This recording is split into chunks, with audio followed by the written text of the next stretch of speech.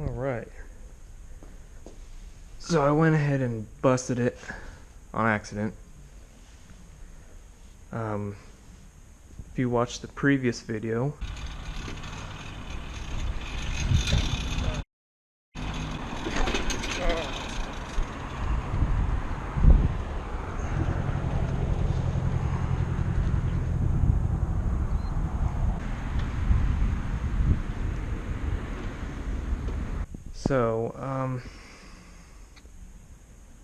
this pin came out as I was writing it right at the end, and this pin is supposed to sit in here,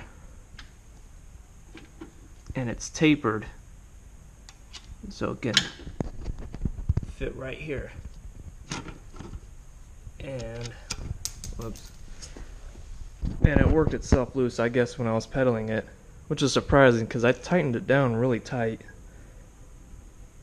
So that probably explains why it had wobble in it while it was moving back and forth, and why that chain popped off. This chain was on pretty tight, so that explains why it was moving. I didn't notice it, but yeah, I can't use that anymore. So there are three things I could do. I can try to grind this to match the diameter of this, so I can put a bolt through here. That way it's one piece. But then I would have to be really precise and try to get it that right size of this diameter. Otherwise there's going to be a lot of play in it. And I figured, oh, I could just weld it. But if I weld it, I can't take it off. And if I have to take this off for whatever reason, it's welded to the crank. And also I can't get into this stuff back here will be a pain in the butt. So I decided to use this.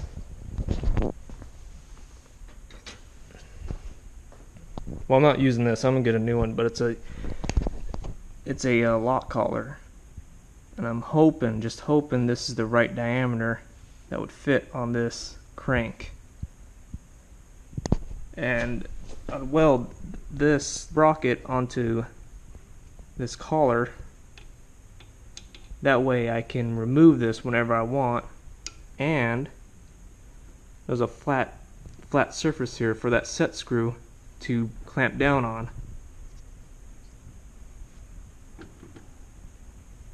And also, I noticed, because it's supposed to sit right about there, but the sprocket is not really lined like that. It's a little out, it's loose back here, so if it's tightened, it would be about this far off. I don't know, you can't really see that. Well, it's a little off back here to the sprocket, so if I go ahead and weld this lock collar, that will push it back a little bit, and so it will line up better with the back sprocket and help the chain not pop off. So I'm gonna go ahead and give that a try.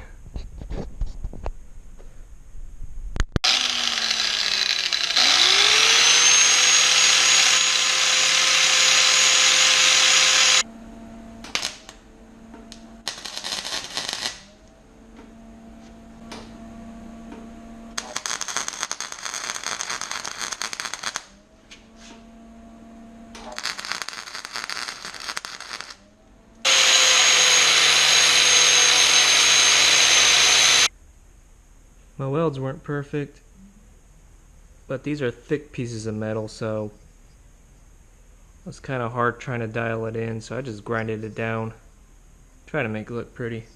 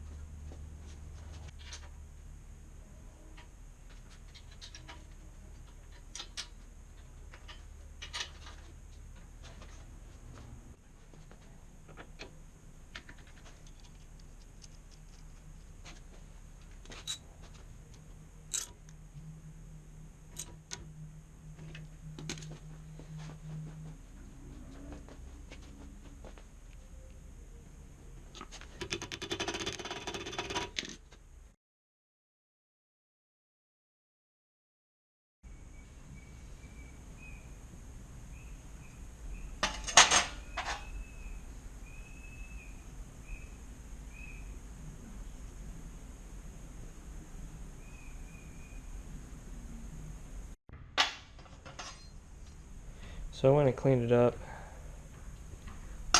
I guess this is too thick, at least for my welder. My welder can't weld this. I didn't get any fusion on the sprocket. I did get a little bit of fusion on this, but you could see I didn't. Actually, no, I didn't get good fusion.